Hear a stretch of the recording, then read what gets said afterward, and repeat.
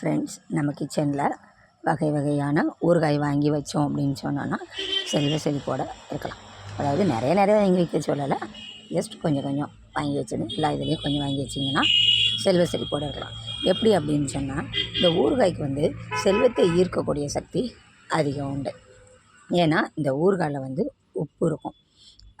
அதேமாதிரி மகாலட்சுமி அம்மையாருன்னா அம்சமேறு.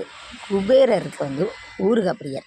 எந்த இடத்துல ஊறுகாய் நிறைய இருக்குதோ அந்த இடத்துல குபேரர் இருப்பார். ஸோ நம்ம கிச்சனில் இந்த ஊறுகாய் நம்ம வெரைட்டியாக வாங்கி வச்சுருந்தோம் அப்படின்னு சொன்னால் கண்டிப்பாக குபேரர் அந்த வீட்டில் இருப்பார். குபேரர் அந்த வீட்டில் இருக்கிறதுனால அந்த வீடு செல்வ செழிப்போடு இருக்கும். என்றைக்குமே நமக்கு வந்து பணத்தட்டுப்பாடு வராது.